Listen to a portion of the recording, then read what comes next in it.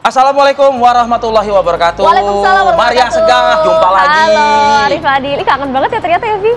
Kalau dulu kayak siaran tiap hari tuh kayak ya udah gitu. Gitu. Tapi kalau lama-lama nggak ketemu Arif Fadil tuh bahaya nih ya. janganlah. Tapi mau memberikan informasi kepada pemirsa, gitu, mengingatkan, tolonglah jaga kesehatan karena musimnya sudah pancaroba ya. Jangan sampai kayak saya dia. Ya, suara sudah mulai berdengung. Ya kan? Walaupun lebih seksi sih ya. Oh, enggak. Biasa aja ya.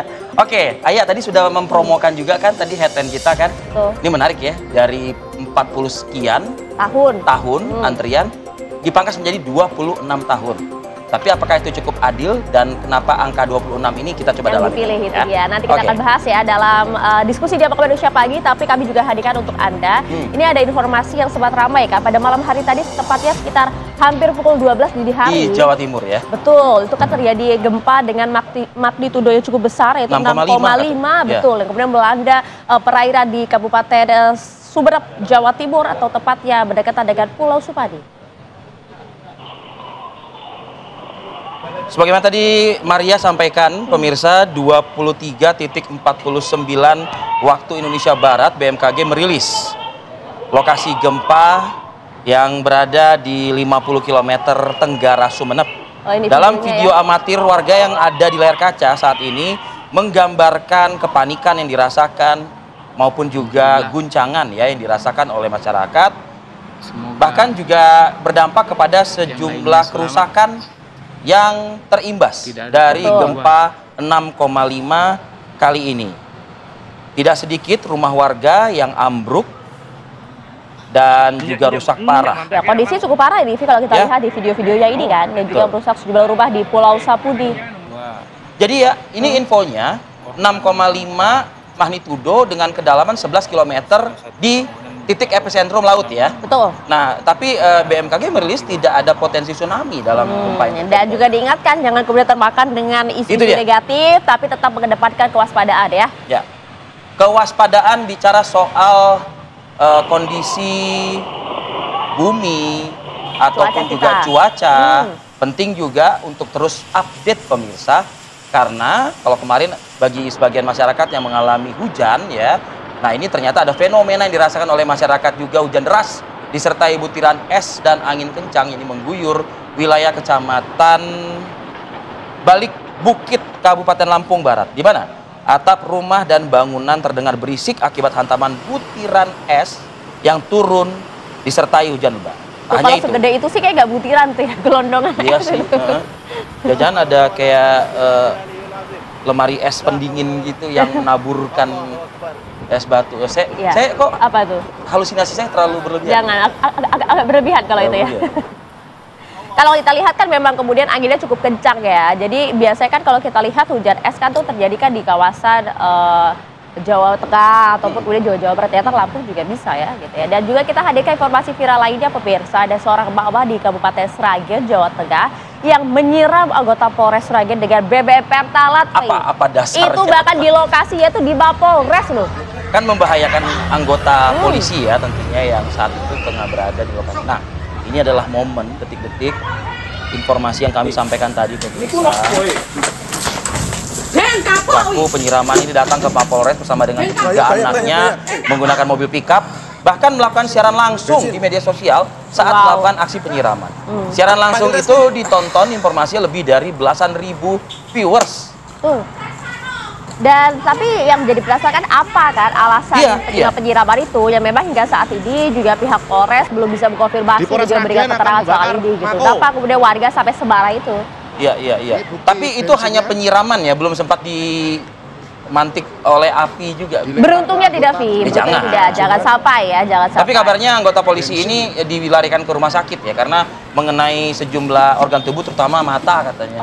Siraman bensin yang dilakukan. Ya, karena cukup berbahaya kan, bahannya kan ada bahan bakar ya. Aneh-aneh aja ya. Tadi kau bilang ke polsek, sekarang kenapa kayak gini? Tadi kau bilang ke polsek, kenapa kau kayak gini? Enggak. Cara kau udah jelek. Kau mau begal. Papa. Nah, itu Anda sudah dengarkan ya bagaimana kemudian percakapan dari kondisi di jalan raya ini. Akibatnya diduga akibat ini bersenggolan saat berkendara, sebuah mobil berisi warga yang hendak berwisata dihadang pemotor yang mengaku sebenarnya sebagai warlock atau warga setempat gitu. Istilahnya kalau di Jakarta akamsi katanya begitu. Akamsi, betul. Ya.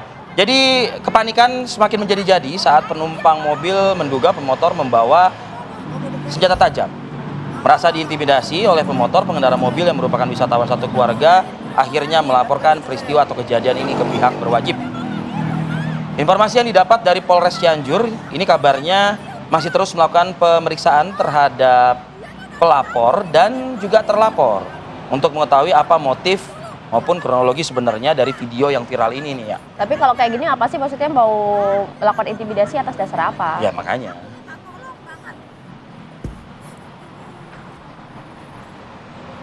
Oke, kita beberapa hari lalu sempat memberitakan ya, ada aksi begal yang terjadi di kawasan industri Pulau Gadung, Jakarta Timur. Betul. Nah, alhamdulillah, meskipun baru hanya satu, ini akhirnya berhasil ditangkap oleh Kepolisian Sektor Metro Cakung, Jakarta Timur, pemirsa.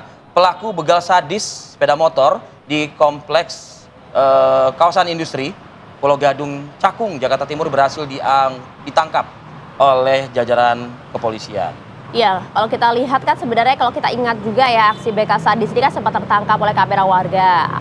Pada saat itu sih ada 4 pelaku begal sepeda motor dengan menggunakan senjata tajam yang secara sadis melancarkan aksinya begitu ya di jalanan kompleks industri Pulau Gadung. Nah, ini adalah pada Kamis. Nah, ini dia nih videonya nih. Pada pukul 5:28 pagi di Jalan Pulau Kambing Raya. Subuh lah ya. After subuh ya. Karena berbekal oleh CCTV dan juga kamera warga inilah, kemudian polisi berhasil menangkap salah satu dari keempat pelaku komplotan begal berinisial FL. Ini sudah kemudian digiring ke kepolisian dan kemudian pelaku adalah ternyata residivis dan bahkan sudah 6 kali melancarkan aksi dan berulang kali ya. Sementara untuk 3 pelaku lainnya ini diduga melakukan kejahatan tersebut masih dalam proses. Seorang hakim itu dalam menjatuhkan hukuman itu boleh nggak sih melihat, wah ini kan sudah 6 kali ya, meskipun misalnya JPU tuntutannya hanya sekian gitu. Kan memang ada kan untuk pasal di perundangan di KUHP kan, jika kemudian sudah melakukan lebih dari 1 kali, itu akan artinya itu sudah jelasnya tidak ada efek jera kan? Betul. Dengan ini saya memberikan hukuman mati, tok gitu, nggak ada pasalnya masalahnya kan gitu. Oke. Kalau yang ada ini sudah ada di Monumen Pancasila Sakti saat ini. Saya membayangkan kalau petugas kepolisian lalu lintas saat ini bertugas di sekitaran Taman Mini. Pusing ya luar biasa. Kita coba lihat ya seperti apa kondisi kemacetan di sana. Sudah ada Bribtu Eklesia langsung dari Monumen Pancasila Sakti. Silahkan.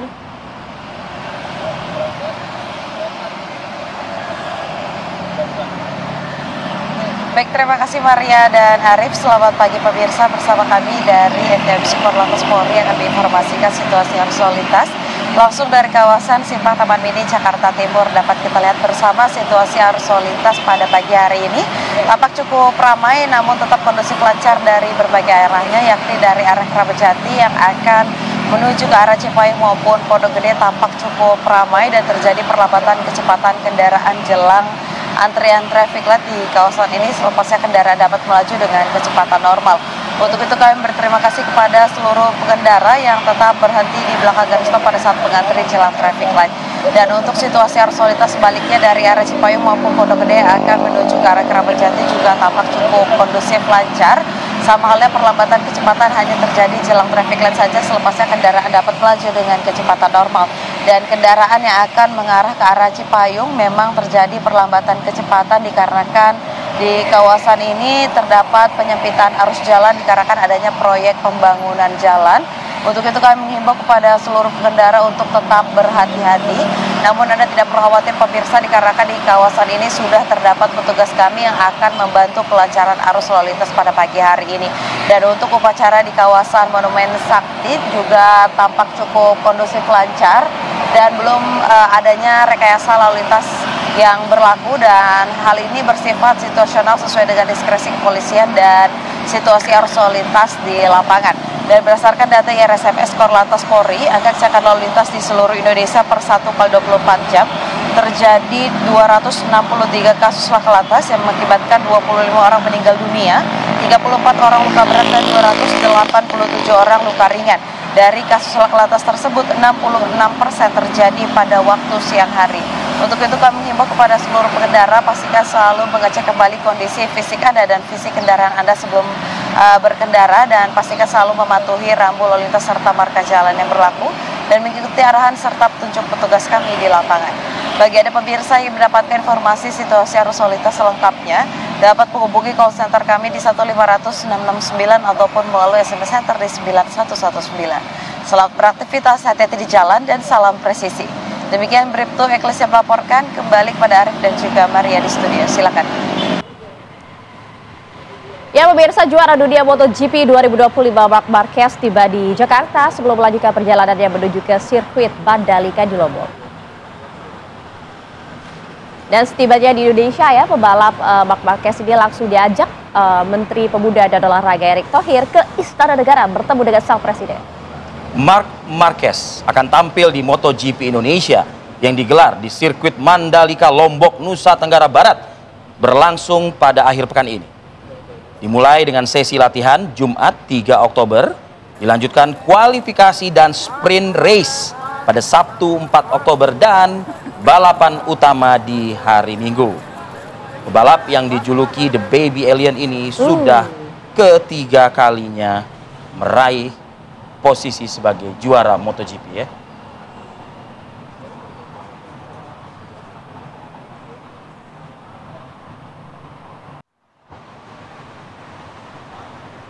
Media sosial viral dengan foto baliho di Israel yang menampilkan foto Presiden Prabowo Subianto bersama sejumlah kepala negara termasuk Presiden Amerika Serikat Donald Trump dan Perdana Menteri Zionis Israel Benjamin Netanyahu. Di foto baliho yang beredar, selain Presiden Prabowo terdapat pula Presiden Uni Emirat Arab, putra mahkota Arab Saudi, Presiden Mesir, dan juga Presiden Palestina. Ya, juru bicara Kementerian Luar Negeri Yovene Mewengkang juga melalui layanan pesan singkat menyatakan sikap tegas pemerintah terkait isu normalisasi hubungan dengan Israel, kecuali Israel mengakui terlebih dahulu negara Palestina yang merdeka dan berdaulat. Jadi pernyataan tersebut sudah sesuai ya dengan pernyataan Presiden Prabowo Subianto kalau kita ingat pada saat berpidato di hadapan Majelis Sidang Umum PBB beberapa waktu lalu ya.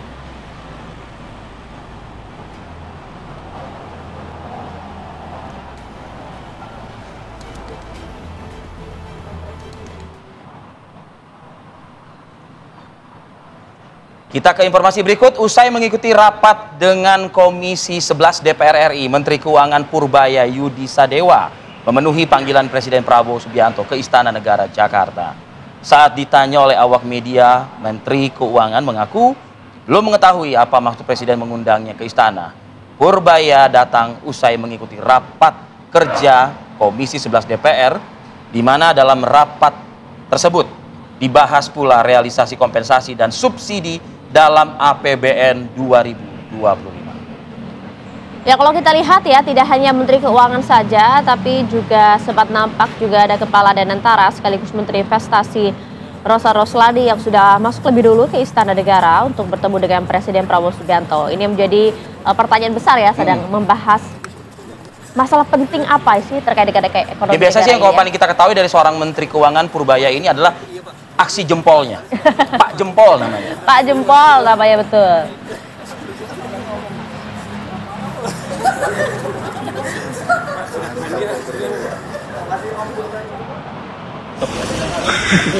Berarti yang diikutin di media kan, kelihatannya dia muji bagus, langkahnya agresif. Memang kita harus agresif mempromosikan keberhasilan dan apa yang akan dijalankan supaya masyarakat semua tahu. Dan dia bilang langkah kita pas, bagus. Tim memberikan saran-saran juga nggak sih Pak buat Danantara secara langsung? Saya datang agak terlambat, jadi saya pas makannya saya datang. Sepertinya nanti ke depan akan memberi masukan juga. Yang jelas ada beberapa isu di mana dia punya tim yang bisa mensupport kita kalau kita butuhkan. Tadi ngasih buku tentang bagaimana satu negara berhasil kalau nggak salah. Hampir sama ya pembawaannya ya, gesturnya dengan Menteri Keuangan sebelumnya Bu Sri Mulyani. Tenang di depan awak media, bahasanya juga tuturnya kayaknya nggak yang rumit-rumit amat gitu loh. Mudah dimengerti oleh orang awam gitu kan. Dan emang sosok ini yang penuh sosok koboi banget. Waktu itu sidak ke Bank Plat Merah. Tuh. Mereka lagi rapat tuh para direksi. Tiba-tiba main masuk-masuk aja tuh. Nah, gaya-gaya yang gini tuh sebenarnya disukain nggak sih sama rakyat atau Ya, justru memang gitu kan ya kayak ada gini-gini pro dan nih? kontra pastilah kalau bicara komentar. Cowboy yang mantul ya. Tapi yang gaya yang satu ini juga asik juga loh. Lagi senang mendengar langsung aspirasi masyarakat. Betul. Ya? Salah satunya nih seperti gelaran di pimpinan DPR RI yang menerima perwakilan dari Presidium Koalisi Serikat Pekerja Partai Buruh untuk kemudian menyampaikan masukan begitu ya mengenai RUU Ketenagakerjaan yang kemudian audiensi ini juga turut hadir sejumlah menteri Kabinet Merah Putih di sana. Jadi pimpinan DPR melakukan audiensi dengan Presidium Koalisi Serikat Pekerja. Pertemuan dipimpin oleh Wakil Ketua DPR RI Sufmi Dasko Ahmad. Sejumlah Menteri Kabinet Merah Putih juga hadir, diantaranya Menteri Tenaga Kerja Yasirli, Menteri Hukum Supratman Andi Aktas, Menteri P2MI Muhtarudin, Ketua Komisi 9 DPR dan Ketua Balek DPR juga hadir dalam audiensi kali ini. Perwakilan dari Koalisi Serikat Pekerja memberikan masukan mengenai rancangan undang-undang tentang perubahan ketiga atas Undang-Undang Nomor 13 2003 tentang Ketenagakerjaan. Masukan tersebut tertuang dalam sekitar 200 lembar dokumen yang diserahkan kepada pimpinan DPR.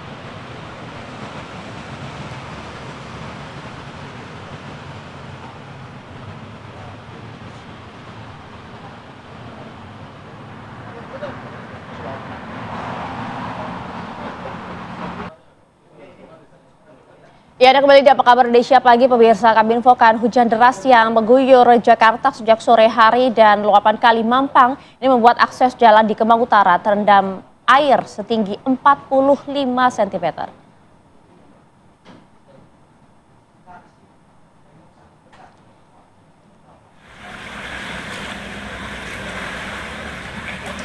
Ya, kalau Anda lihat pemirsa, kendaraan roda 2 maupun roda 4 ini harus berputar arah untuk bisa menghindari genangan air yang ada ya, Via.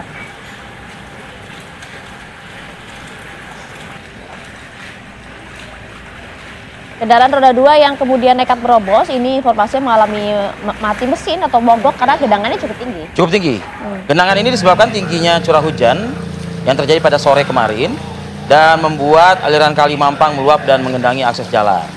Terjadi kemacetan yang cukup panjang imbas dari genangan air yang menutupi jalan arah Kemang menuju Mampang. Bahkan pihak kepolisian lalu lintas yang berjaga di lokasi sempat juga melakukan rekayasa arus lalu lintas dengan menutup sementara akses jalur tersebut.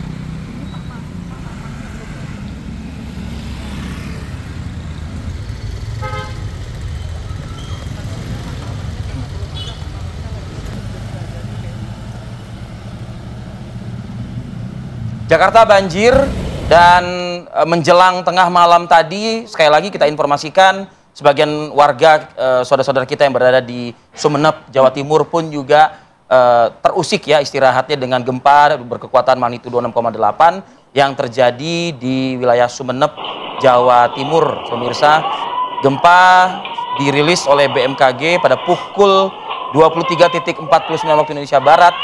Dan BMKG menyebutkan di lokasi gempa ini berada di 50 km tenggara Sumeneb, Jawa Timur. Ya. Kalau kita lihat kan di video amatir yang kami tampilkan ya pemirsa, ini nampak kerusakan sejumlah rumah warga di Pulau Sapudi, Kabupaten Sumeneb. Warga pun juga kemudian nampak panik, bahkan juga berhamburan keluar rumah karena gemuruh ya. Suara gemuruh gempa yang kemudian didengar cukup keras. Tembok rumah warga pun banyak yang ambruk dan belum bisa diketahui pasti dampak kerusakan dari gempa tersebut. Yang bisa dipastikan adalah sejumlah rumah ini rusak parah akibat gempa dengan magnitudo 6,5. Pihak BMKG kali ini kemudian memberikan pernyataan resmi menghimbau agar masyarakat tetap waspada dan tenang dan tidak termakan isu negatif karena diinformasikan gempa magnitudo 6,5 ini tidak berpotensi tsunami. Oke.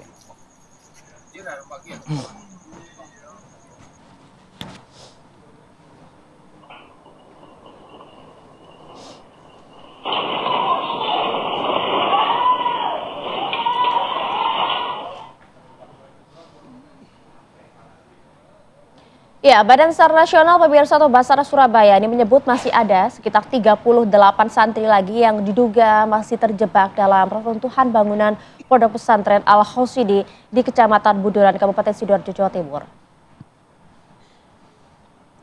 Kalau kita lihat pemirsa, ini Kepala Basarnas memang menyatakan angka tersebut memang belum bisa dipastikan ya. Namun ada kemungkinan memang sebagian santri ini telah pulang ke rumah.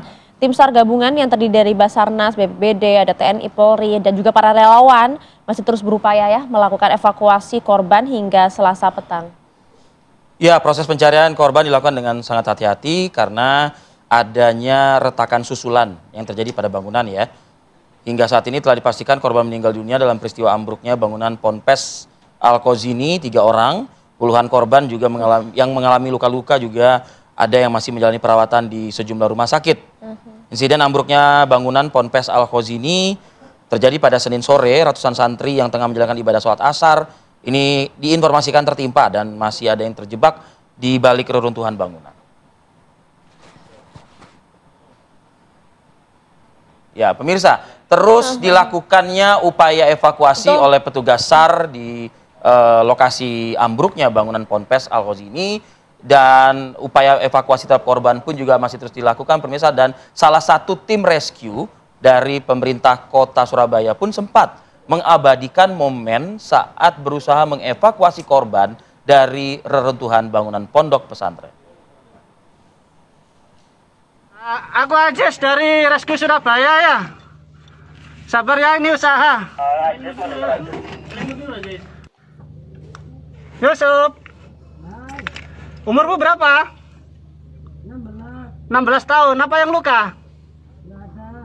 Ya? Nggak ada ya, cuma perut kecepet ya? Ya, di sebelah kiri Jus. Ya. Haikal? Ya. Kamu yang sakit apa nak? Semuanya sakit. Oke, semangat ya. Sabar ya. Sabar. Ini yang satu sudah selamat. Kamu sabar ya. Sabar ya nak ya. Aku Ajis dari Rescue Surabaya ya. Sabar ya, ini usaha. Masuk. Pak Megar, taruhlah. Untuk di situ ya apa kondisinya? Bisa dieksekusi atau masih butuh beberapa waktu? Butuh beberapa waktu ya, karena ini saya saja ini untuk berjalan merayap aja sangat kesulitan ini. 86. Oke, untuk aja silakan mundur dulu keluar karena di sebelah mau dieksekusi ekstrakasi. Untuk kita keluar dulu. 86 untuk Haikal ini di arah jam 1 ya, kurang lebih 2 meter dari jarak saya. Untuk saudara Yusuf arah jam 12 dari saya, kurang lebih 4 meteran. Untuk cedera tidak ada, hanya kejepit aja. 86. Itu alatmu untuk penyangga, silakan dipasang semua. Terus sudah dipasang, silakan didokumentasi langsung. Ya, bisa dibilang sudah lebih dari 24 jam ya pasca kejadian. Mungkin juga Adinda Yusuf dan Haikal ini sudah berhasil juga mungkin dievakuasi. Melihat video ini kan kemarin ya. Betul. Nah, harapan kita kan, doa kita pun juga seperti itu. Bagaimana juga dengan mereka yang masih mungkin berada di bawah material ambruknya pondok pesantren ini. Iya, karena kan jumlahnya kalau tadi ya meskipun tidak bisa dipastikan, tapi kan ada 38-an, itu kan jumlahnya cukup banyak ya. Coba kita update kondisi terkini dari evakuasi reruntuhan dari bangunan Ponpes Al-Khozini. Sudah ada rekan kami Yasin Idris di sana. Yasin, bagaimana update terkini? Apakah kemudian Adinda dari Yusuf dan Haikal sudah bisa dievakuasi keluar dari reruntuhan, dan juga bagaimana dengan yang lain? Baik, saat ini sudah bersiap, baru saja ada 2 ambulans yang sudah dibuka pintunya, tapi tadi kami sempat menanyakan apakah dalam kondisi meninggal dunia atau masih hidup 2 korban yang akan dievakuasi ini, tapi belum bisa dipastikan. Nah, saat ini pun tim dari penyelamat ini sedang berfokus untuk menarik keluar yang diperkirakan sudah bisa dievakuasi 1 lagi yang tadi saya katakan belum bisa dipastikan dalam kondisi meninggal atau masih hidup. Tentunya kita berharap masih hidup, terutama kepada 7 korban yang kemarin masih ada respon pada saat ditanya oleh tim penyelamat ini, di mana 7 korban yang masih responsif tersebut terdapat di sebelah yang satu bernama Haikal yang terjepit di bawah borders dengan posisi tengkurap. Kemudian ada 6 orang lainnya yang berada di balik kolong tengah bangunan. Ini kemarin mereka juga sempat memberikan respon suara, namun sampai dengan saat ini aksesnya belum terbuka, di mana ke-6 nama ini selain Haikal tadi adalah Putra, Wahyu, ada Rosi, Agus, dan 2 lainnya masih belum teridentifikasi. Nah, fokus pencarian yang dimulai sejak pagi tadi adalah untuk menyelamatkan ke-7 korban yang saat ini masih memberikan respon, dan ini juga masih terus dipancing oleh tim penyelamat agar mereka ini tetap memberikan respon sekecil apapun itu untuk memastikan mereka masih bisa diselamatkan dalam keadaan masih bernyawa. Dan rencananya pada pukul 7 ini nanti tim penyelamat ataupun tim SAR gabungan ini juga akan kembali melanjutkan evakuasi, sementara untuk 1 orang yang saat ini masih sibuk ditarik oleh tim penyelamat ini juga sudah mulai dilakukan pencarian sejak ke pukul 6 pagi tadi. Nah, kalau kita total secara keseluruhan maka sampai dengan saat ini dari data yang kami dapatkan terakhir pada pukul 8 malam semalam ini masih ada 72 orang yang belum teridentifikasi. Artinya proses secara menyeluruh ini masih memfokuskan pada pencarian ke 72 orang, dan 7 diantaranya tadi masih responsif, sementara beberapa memang sudah dinyatakan meninggal dunia dan sudah ditandai untuk titik-titik yang korban meninggal dunia ini untuk selanjutnya dievakuasi. Nah, tentunya yang menjadi pertanyaan banyak sekali masyarakat, kemudian di sosial media, kemudian orang tua korban adalah kenapa proses evakuasi begitu lama? Padahal kondisi ataupun lokasi kejadian peristiwa ini berada di tengah kota, kemudian aksesnya juga bisa dijangkau oleh alat berat. Tadi kami juga sempat menanyakan bahwa kesulitan ini dialami dikarenakan bangunan ini runtuh dengan semacam runtuhannya itu berlapis atau yang disebut dengan tim penyelamat ini pancake seperti itu. Nah, apabila runtuhannya secara berlapis ini sangat sulit karena sangat labil untuk bangunan di bawahnya. Sebelumnya kami juga sempat menanyakan kenapa tidak secara berangsur bagian di atasnya ini dicicil untuk diangkat. Kemarin sempat dicoba, tapi pada saat diangkat bagian kecil-kecil di atas ternyata ada bangunan yang bergeser. Sehingga hal inilah yang membuat kemarin aktivitas itu di stop. Dan fokus yang dilakukan untuk hari ini tentunya adalah melakukan penggalian dari dasar lantai untuk membuka akses ke lokasi korban. Jadi tim penyelamat dan juga tim rescue ini menggali lubang supaya bisa menembus ke dalam melalui dasar. Kemudian mereka juga menggunakan dongkrak manual yang kami lihat di lapangan untuk menyangga struktur dan juga tentunya membuat lapang ataupun luas jalur untuk tim penyelamat ini masuk ke dalam. Dan yang ketiga, mereka juga ini memasang semacam alat untuk menstabilkan struktur bangunan agar tim penyelamat juga di dalam terjamin begitu pada saat terjadi gerakan ini tidak ada runtuhan lagi.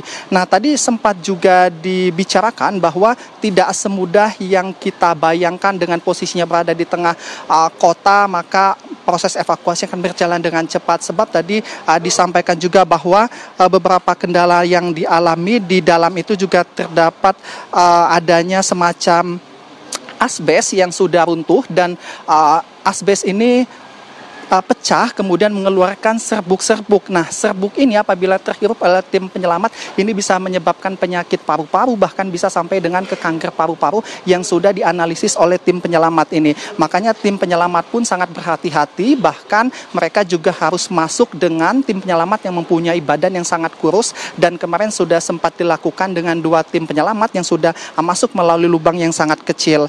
Dan bagian lainnya juga yang tentunya sangat sulit untuk mengakses ke dalam adalah jalan-jalan yang sangat kecil ini tadi itu. Makanya upaya yang dilakukan adalah untuk menggali, untuk masuk melalui jalan di dasar lantai musola yang ambruk ini. Kemudian kami juga memantau saat ini orang tua dari santri-santri masih banyak sekali yang tinggal di sekitar Ponpes ini untuk menanti kabar tentang keluarga mereka yang tentunya juga menjadi korban.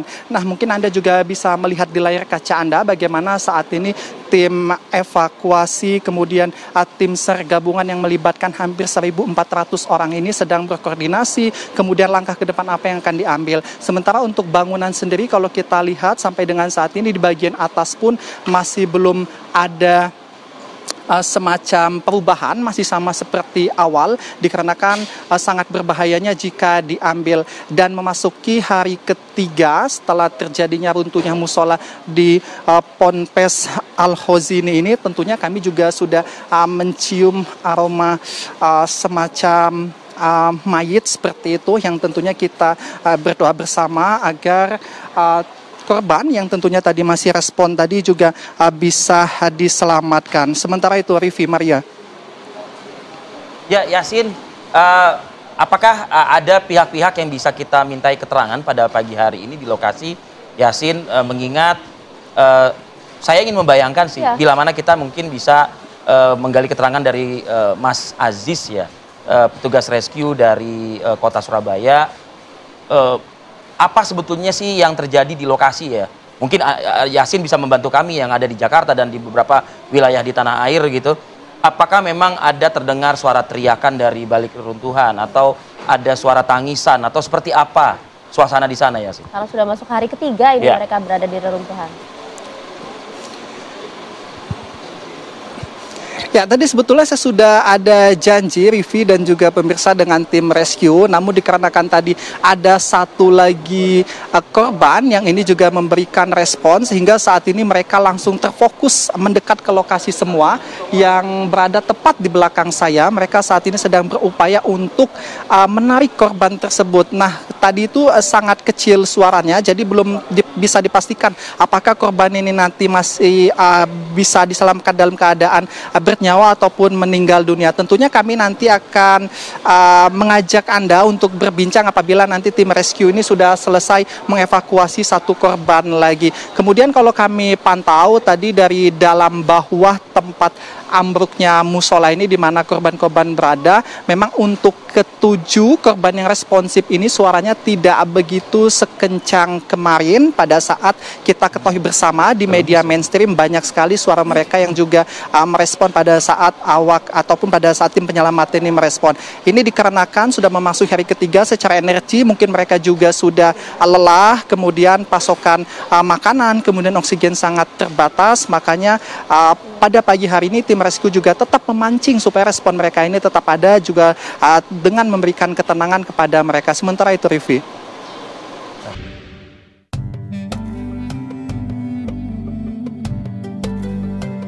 Wakil Menteri Haji dan Umroh Dhanil Anzar Simanjuntak mengatakan pemerintah akan merombak sistem penyelenggaraan haji yang akan berdampak pada antrian jemaah.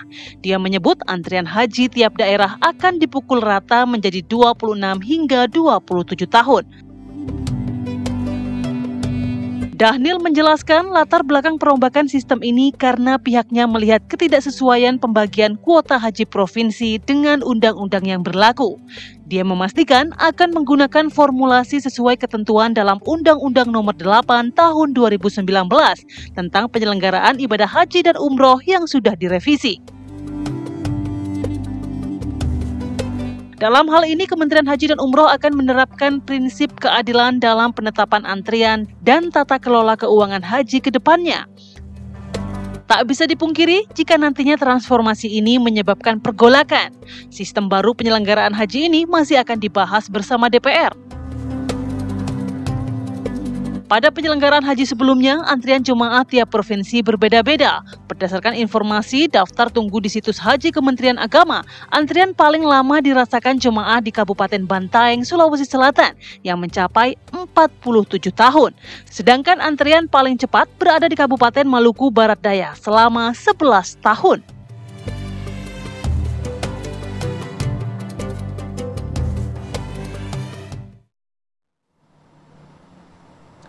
Ya, itu dia kan. Biasanya banyak keluhan dari para orang tua kita begitu ya. Kan biasanya pendaftaran haji itu kan usia-usia sudah di atas 40 tahun biasanya gitu ya, Via. Makanya dari dini ya. Itu dia. Kalau seusia saya aja 30 tahun ini daftar dengan masa tunggu yang ada saat ini ya. Misalnya di Makassar misalnya 30 sampai 40 tahun gitu. Saya berangkat baru usia 70 tahun, Vi. Ya, itu lagi ya. Itu dia. Apakah masih ada usia saya di sana? Itu dia kan. Coba kita dengarin ya bagaimana kemudian penyamarataan masa tunggu haji tahun 2025 hingga seterusnya. Kita simak.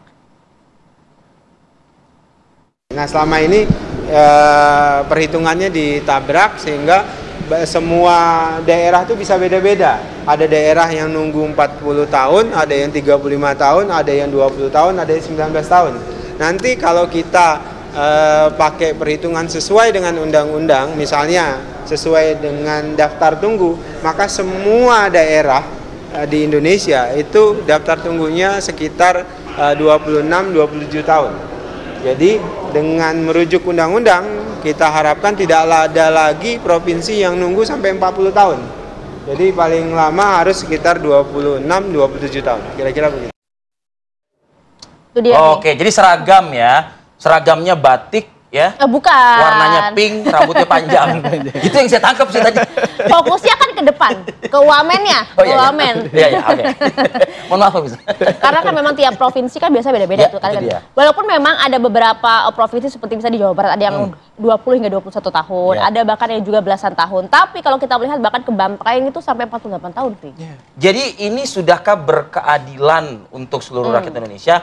Kita sudah hadir di studio Mas Iksan Marsya, juru bicara Kementerian Haji dan Umroh ya, Mas Iksan ya. Selamat pagi, Assalamualaikum, selamat pagi. Waalaikumsalam. Salam kenal. Mas Arief, Ini pertama kali nih kita jumpa dengan juru bicara dari Kementerian Haji dan Umroh. Mas Iksan, sudahkah berkeadilan dari pernyataannya Wamen Haji tadi, Mas Dhanil Anzar Simanjuntak, diambil tengahnya itu ya, 26 tahun. Baik. Sudah cukup berkeadilan? Baik, tentu pertama kita merujuk kepada regulasi dan juga bagaimana narasi berkaitan dengan ketidakadilan proses berkaitan dengan alokasi kuota ini yang selama ini terjadi. Ini menjadi perhatian masyarakat, dan kalau kita kembali merujuk kepada undang-undang termasuk di pasal 13 Undang-Undang Nomor 8 tahun 2019 yang kemarin juga direvisi, itu klausul berkaitan dengan pengaturan alokasi kuota jamaah di tiap provinsi itu masih sama. Yakni berdasarkan pertama kaitan dengan populasi umat muslim di antar provinsi dan juga proporsi berkaitan dengan masa tunggu. Jadi di sana kita melihat bagaimana menghadirkan skema yang berkeadilan tadi dan juga kepastian keberangkatan bagi jamaah haji. Maka tadi seperti yang disampaikan oleh Pak Wakil Menteri Haji dan Umroh Bapak Dhanil Anzar, kami merumuskan mencoba mencari garis tengah dalam hitungan-hitungan berkaitan dengan pengaturan alokasi kuota jamaah haji yang saat ini kita masih sama ya dari tahun sebelumnya 221.000. Kalau yang misalnya di atas 30 tahun ya, tentu ya mereka akan menerima nih angka 26. Tapi bagi beberapa wilayah di tanah air yang belasan waktu antriannya. Ada kan Mas ya? Ya ada. Tadi seperti yang sebutkan di daerah Maluku misalnya. Tentu kembali lagi tadi apa yang ingin kita bangun berkaitan dengan pengaturan alokasi tadi adalah menghadirkan azas keadilan dan kepastian bagi jamaah kita. Tentu implikasinya ada yang terdampak positif berkaitan dengan penambahan kuota, artinya masa tunggu akan lebih cepat dan juga pengurangan kuota berdasarkan tadi masa tunggu ya. Itu dia kan, seperti misalnya kalau di Maluku, mohon maaf Mas, karena banyak juga suara-suara yang kemudian waduh, yang tadinya kami hanya mungkin menunggu sekitar 16 hingga 18 tahun saja jadi 26. Ini betul, ini tentu ini menjadi tantangan tersendiri untuk kita menghadirkan ke masyarakat, dan tentu kami meyakini masyarakat akan melihat, karena memang pertama berkaitan dengan tata kelola penyelenggaraan haji, kita akan menghadirkan tata kelola yang tentu lebih baik, yang taat azas, taat peraturan, taat regulasi, karena ini semua tertuang dalam undang-undang bagaimana porsi pengaturan alokasi kuota jamaah haji kita. Apakah selama ini berarti tidak taat regulasi? Kami juga butuh penjelasan kan, mengapa kemudian seperti di Banteng itu bisa masa tunggunya hingga 48 tahun. Itu seperti apa memang prosesnya selama ini? Baik, pertama mungkin Mas Arief dulu ya, mungkin berkaitan dengan sesuai dengan peraturan. Regulasi karena memang konstitusi kita. Sejak 2022 memang dari Badan Pemeriksa Keuangan berdasarkan penilaian kinerja alokasi kuota ini pada Direktorat Jenderal Penyelenggaraan Haji dan Umroh di Kementerian Agama, memang ada catatan berkaitan dengan pengaturan alokasi agar sesuai dengan peraturan yang ditetapkan, yakni tadi berdasarkan proporsi populasi dan juga proporsi masa tunggu. Nah, makanya di sini kalau kita merujuk tadi kenapa ada muncul tadi Mbak Maria ada 40 tahun. Kalau karena ternyata memang bisa kok 26 kenapa jadi 48 tahun? Karena kita melihat di awal berdasarkan proporsi tadi masa jumlah populasi Muslim. Karena ada hitungan dulu 1:1000 berdasarkan kayak hitungan jumlah kota kita dengan populasi Muslim di daerah ataupun provinsi tertentu. Misal Jawa Barat ada kita kemarin itu 38 ribuan. Karena jumlah umat muslimnya sekitar 38 juta di Jawa Barat. Jawa Barat. Nah, mungkin tadi di Bantaeng mungkin populasi muslimnya dengan perbandingan tadi. Jadi kita bisa melihat perbedaan-perbedaannya di sana. Namun yang menjadi titik kritis kita menghadirkan azas keadilannya dalam konteks pendaftar haji karena ini kadang tidak berbanding lurus Mas Hari, Mbak Maria, karena kalau kita merujuk kepada populasi, misalnya di Jawa Barat, misalnya di daerah-daerah yang populasi muslimnya besar, namun pendaftar haji tidak terlalu signifikan, berbeda dengan tadi populasi muslimnya juga misalnya tidak sebanyak yang tadi, cuma pendaftar hajinya besar. Tentu kalau bicara azas keadilan, tentu kita akan mendepankan pendaftar hajinya. Gitu. Ini insight aja buat pemirsa pagi ini ya, mungkin Mas Isan bisa dijelaskan juga. Maluku tadinya kan 17 tahun ya antriannya ya. Ya, kurang lebih. Kenapa 17 tahun? Mungkin kalimatnya penjelasannya seperti tadi mungkin dari hitungan populasi muslim dan juga pendaftar hajinya tadi. Pendaftaran hajinya besar dengan tapi populasinya pelakukannya. Nah, itulah ya kemudian ya. Betul. Ini akan berlaku hingga kapan ini? Tentu untuk prosesnya ini ya sudah kemarin kita sampaikan juga melalui DPR. Nanti tentu melalui persetujuan DPR juga kita berdiskusi menyampaikan bahwa ada mekanisme atau skema yang kita perlu merujuk kepada undang-undang. Targetnya? Tentu kalau misalnya dalam penyelenggaraan ke depan, karena tadi ya spirit kita tentu dalam proses penyelenggaraan haji 2026 dan seterusnya. Karena tentu kita akan membawa kementerian baru ini pada jalurnya tentu sesuai dengan. Dan kita juga apresiasi juga ya buat Kementerian Haji dan Umroh ini yang juga melibatkan lembaga penegak hukum juga loh dalam menunjukkan transparansi ya. Pengelolaan tata kelola haji dan umrohnya. Mas Iksan, next time kita akan undang lagi dengan durasi yang mungkin lebih panjang karena kita baru saja diinfokan ini aktivitas di Monumen Pancasila Sakti di Lubang Buaya, Jakarta Timur juga sudah hadir Wakil Presiden Republik Indonesia Gibran Rakabuming Raka. Terima kasih. Terima kasih banyak Mas Iksan waktunya. Terima kasih banyak, salam sehat. Oke, kalau gitu kami tutup Apa Kabar Indonesia pagi hari ini pemirsa. Saya Maria Segaf. Dan saya Arif Fadil. Saksikan kabar khusus peringatan ya Hari Kesehatan Pancasila sesaat lagi. Terima kasih. Sampai jumpa.